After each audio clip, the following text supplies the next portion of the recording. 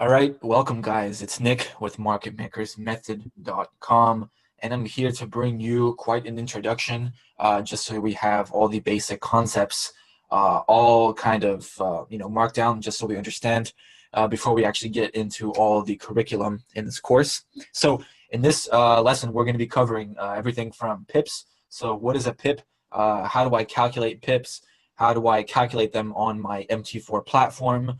And this is going to be very important just because you need to understand your risk management and then your lot sizes and how much each pip is worth and etc. We're going to go over brokers, some of the best brokers for your US clients, also for clients that are in the US that want more leverage. If you guys are outside of the US, then you guys can really go with any broker because there's really no regulations as we see in the US.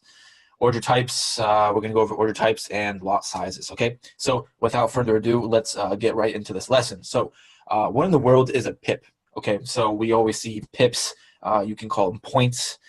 So basically, a pip is basically a unit of measurement to express the change in value between two currencies. Okay, so every time, say right here, we have the Euro USD, okay, which was one of the most traded pair in the Forex market. So when we see the price change on the fourth decimal, on the fourth number, basically that's going to be 1 pip. So from 1050 to 1051, that is 1 pip. Okay, so a rise in value on the fourth decimal point for the US dollar is going to be 1 pip. And I'll show you exactly how to really easily just calculate your pips on the MT4 platform after this. So a pip is usually the last decimal place of a price quote. Now, this isn't always the case because on the USD Japanese yen pairs, basically 1 pip would be the second value, okay? So they go out 2 decimal places only. This is only for the yen pairs, okay? So as you can see, Euro USD would be the 4th decimal point right here. And then we have, make sure I have the pointer. Get rid of this little box that always pops up here. Okay, 1 second. Whoops. All right, let me get rid of my pointer here. Here. Okay, so let's continue now. So basically, to show you better, this is the pound US dollar. So this is going to be a 1 pip move to the upside.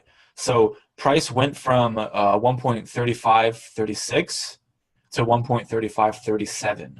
So as you can see, this right here is a 1 pip increase because it is a USD pair. So it would be the 4th decimal point, as you can see, as seen in our last slide. So this is going to be a little bit easier for you to construct in terms of understanding the pips. So the 5th decimal point, this is most likely Euro USD right here. It is in fact Euro USD. So this is going to be called a pipette. So don't really pay attention too much to this, but this is going to be basically a 0.1, so a 1/10 of a pip. So you need 10 of these. So you need this to go from 2 plus 10 to make it 1 pip, okay? But we'll just focus on the main concept. So each one of these is going to be 1 pip right here, right? So this is 8 pips, of course. So if this goes from 8 to 9, that's 1 pip. If this goes from 3 to 4, that's going to be 100 pips. Okay, so hopefully that makes sense. Sorry about that. My bad. So if this goes from 3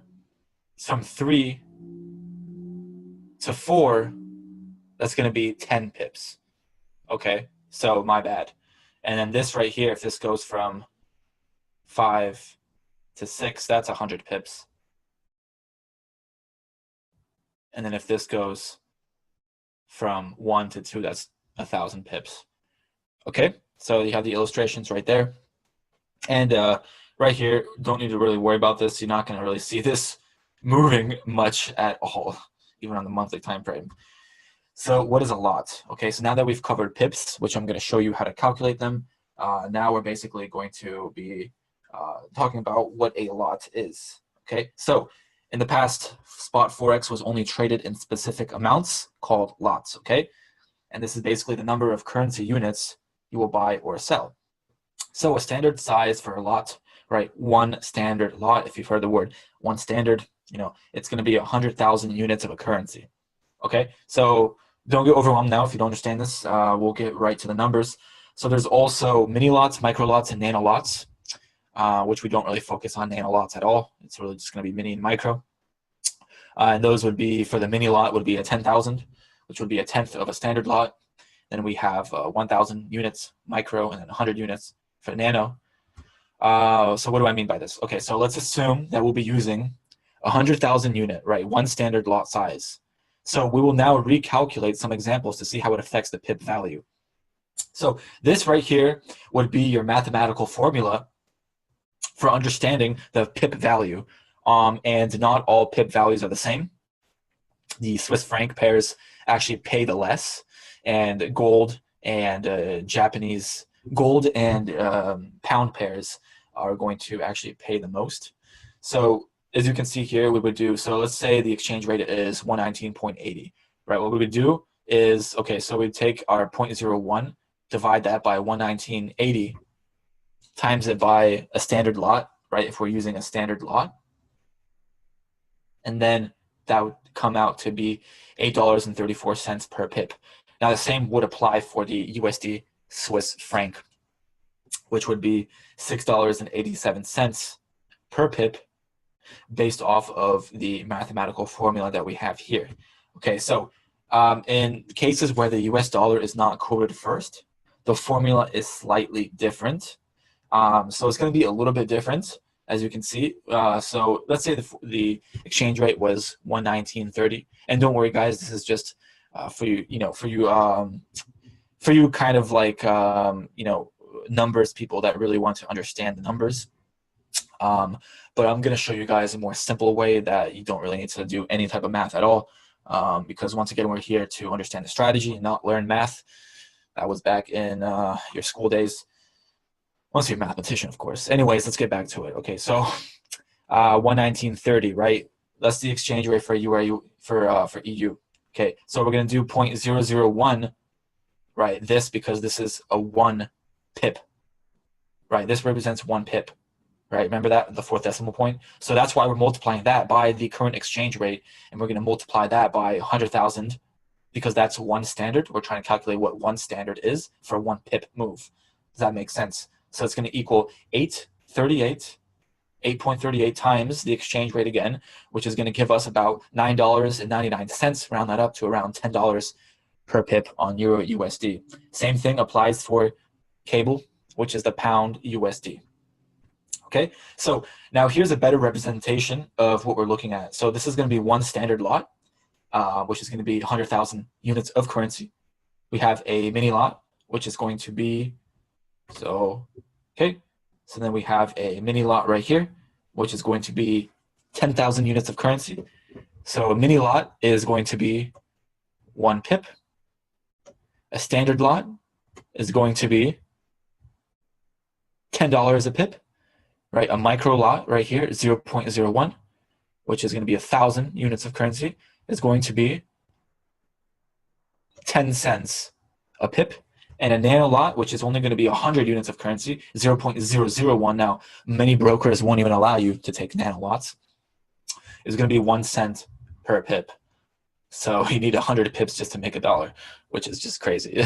Usually I tell my students to start out with trading micro lots here, which is a lot more, which is a lot easier to kind of start out with. So I hope this representation kind of helps you out. Standard lot, which is going to be $10 a pip. Mini lot, $1 a pip. Micro lot, 10 cents a pip. And nano lot, 1 cent a pip. And of course, for different currency pairs, that range could be a little bit off, as in for the yen, USD yen is going to be about $8 a pip instead of $10 a pip. Okay, so all that is clear. So now we're going to tackle into leverage. Let me actually clear this all off the board. Leverage. So you are probably wondering how a small investor like yourself can trade such large amounts, right? Because 100,000 units of a currency, I don't have $100,000 in my trading account. I don't have that type of balance. How can I buy a standard lot? Well, this is what we have leverage. Okay. Now, leverage is basically so think of your broker as a bank who basically fronts you $100,000 to buy currencies, right? So all the bank asks you is to deposit $1,000 as good faith deposit, which is not a fee, it's just being deposited as margin. So what is margin? So margin is basically the amount that they ask you to deposit in order for them to borrow you the $100,000 to buy a standard lot. Okay? Well, sounds too good to be true. Well, no. Leverage is one of the reasons why the Forex market is so popular and why it's more popular than trading stocks. In terms of stocks, it can legally in America only do 1 to 2 leverage, from what I know from my experience of trading stocks. So, okay, so for example, if the leverage is 100 to 1 or 1% of position required, right, and you wanted to trade a position that's worth $100,000, which is one standard lot, like we talked about, right? But you only have $5,000 in your account. Okay, well, no problem.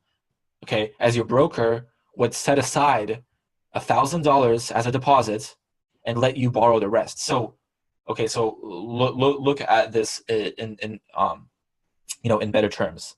So basically what we're looking at here is going to be, if this is 100 to 1 or 1% of the position required, so you would only need 1% of $100,000 to take on a $100,000 position. So you would only need $1,000 to control $100,000 worth of a currency. So that means that you have 100 times the buying power. So if you have $1,000 account, that's basically perfect amount to buy 100,000 units. But of course, then you would have no balance to comprehend any negatives. So that would basically margin you out and lose your money instantly. Then, of course, any losses or gains will be deducted or added to the remaining cash balance in your account. That's what I mean by, okay, so let's say all these conditions apply to your account, right? Let's actually say, okay, this would actually be a perfect example, right? Because if you have $5,000 in your account, then basically all you would need to put down is $1,000, right? $1,000 times, right? Times, so $1,000. So, okay, so $1,000 right here times this 100 right here, right? Times the leverage, which is 100, is going to equal, right, 100,000, which is going to be 1 standard lot right here. Then what you would have remaining, right, that's the deposit. What you would have remaining is $4,000. This is going to be your cash balance, where now with your position, if you are in, say, 20 pips in profit, which would be about $200, then this 4,000 would then be floating at $4,200. Vice versa, if you're losing $200, then your account balance would then be $3,800 floating with that new position. Okay, so hopefully all this makes perfect sense. Let's move right along. Now we're going to get into order types. Okay, so we've heard there's different order types. There's stop losses, there's buy stops, there's sell limits, there's execute market orders. So let's straighten all that out right now. Okay, so a market order is usually the entry that I focus on the most because it's the very simplest order out there. It's basically you're basically buying or selling at the best available price. So if you want to buy right now the Euro USD, you click buy and you buy instantly, or you sell and you click sell, you sell that pair instantly. So you basically click buy and your trading platform would instantly execute a buy order at that exact price. Okay, so that's very straightforward, very easy to understand. You're going to be using this order most of the time. Now for a limit entry order, so a limit entry order is placed to either buy below the market. So what you're going to do right here, so let's say this blue dot right here is where current price is. Okay, price is currently at this blue dot, but you think that price is going to spike down. Say you like, okay, it's going to do a stop hunt low. So you're going to say it's going to do a stop hunt low 25 pips down. So you're going to already have a limit, a buy limit placed right here, so that when price reaches here, it'll automatically get you in the market for a buy. And based off of, you know, how you created the order, you're going to have the stop loss and the take profits already set in that order. So very, very useful if you're projecting the stop hunts, low, stop hunt high, and also very useful if you're not going to be in front of your computer and you want to get in to the order. Now a sell limit is the exact opposite. A sell limit is you are basically this blue dot, you're currently at this price level and you expect them to say stop hunt high and drop. You say, okay, I think they're going to stop hunt 25 pips above where current price is. You set a sell limit here. If they come to that price, it'll get triggered and you're in the market for a sell. Okay, so hopefully all that helps out with the visuals as well. Now a stop entry order. Okay, so let's move this. Okay, so a stop entry order. All right, so this is our this is going to be basically the opposite of the limit, all right, of the limit order entries. So what this is a stop entry order is an order placed to buy above the market.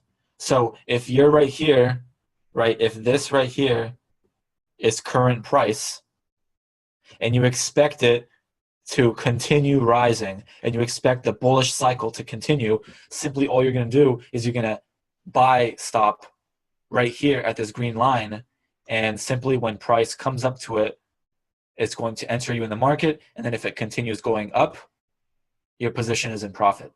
Same thing for the sell stop. It's going to be you're right here, this is your current price for the sell stop, and you're saying, okay, I believe that there's going to be another level of drop in this bearish cycle.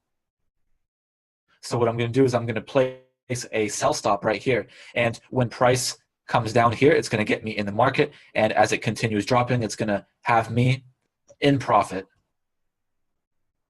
because I was right with my prediction with the levels of drop, because I trade market maker's method and I understand this stuff. All right, I just had to say that. All right, let me clear these drawings now here. There we go. So moving right along, stop loss orders. So a stop loss order is a type of order linked to a trade for the purpose of preventing additional losses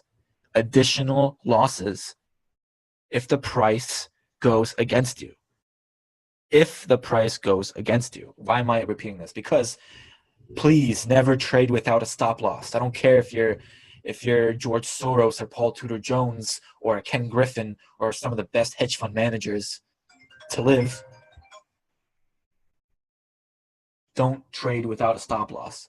Okay, so a stop loss is basically if you're entering in to a trade. Let me annotate this for you. Right, if current market price is right here. Let's say this is current market price, and you are looking to enter in a buy right here. Okay, so you entered in, boom, you entered in a buy. Let's green, you entered in a buy right here. Okay, you entered in a buy right here, and your stop loss, let's make the stop loss yellow for this sake. So, okay, so you entered in to, and the price will be black. So you entered into a buy right here, and okay, price is kind of, all right, awesome, I'm in profits. and then we had a nice bearish candle. Boom. You think it's going to go up, and then boom, they spike down, and you're in the wrong direction because you bought right here. But the market, with their stop loss order, the stop loss would have gotten you out right here to prevent any further losses if this price continued tanking to the downside. So it's very, very important that you protect your equity this way with a stop loss, and vice versa. What we can do is if price decided, for instance, say price decided and it kept on rising, what you can do is you can then place your stop loss here in profit and secure equity just in case price reverses. This stop loss that you placed here in profit would have gotten you out right there, and you would have still made a profit regardless of where price falls. Okay, so now you can understand just how important a stop loss is. And I'm pretty sure I can have my buddy over here tell you more about the importance of a stop loss. This koala bear. Okay. So, all right, so I'm going to get into brokers now. 5 best Forex brokers accepting U.S. clients. Well, so from my experience right here, from my experience, I know Forex.com very well. They are a solid broker for U.S. clients if you want a very heavily regulated Forex broker. I use Oanda as well. They are very good, very heavily regulated in the U.S., and they're good. Interactive Brokers is also a good broker. But then these two, I don't know about them. I know Ameritrade is popular with stock options and trading equities, but for Forex, I don't know. And what we're looking for is a broker that uses the MetaTrader 4 platform, because that's the platform that I'm going to provide you, right? That I already provided you with all the indicators and templates, so you can get going and trade with my template, right? It's only for the MetaTrader 4 platforms. So choose Forex.com or Oanda for the U.S. clients. Now, if you're non-U.S., there's a few other brokers. Or if you're non-U.S., you can go with almost any broker you want that has a MetaTrader 4 that's regulated, because you guys aren't U.S. citizens, meaning that you don't abide by these by these heavy regulations in the U.S. Okay, so higher leverage for U.S. traders. These are good brokers to start out with. Now, remember this, guys. If these brokers give you high leverage, I'm pretty sure that LMFX provides you with 1,000 to 1 leverage, and Trader's Way is the same. This is going to mean that Trader's Way is not regulated at all. But for US clients, it's good if you want this leverage. LMFX, I believe, is not regulated as well. I think they have some sort of regulation. Last time I checked, they didn't, but I think they do now. But they do still accept US clients, and they offer you 1,000 leverage, because for US traders, the maximum of leverage that you're going to get legally in the US is only 50. So imagine this. If you have a $1,000 account, you only have $50,000 of buying power, meaning that you can only buy 5 mini lots. But then you have no cash left over. So in reality, if you only have $1,000 and you have 50 leverage, you're only going to be able to really take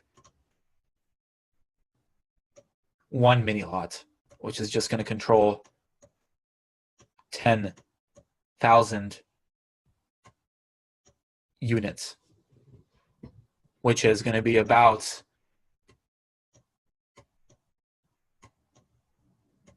$1 per pip.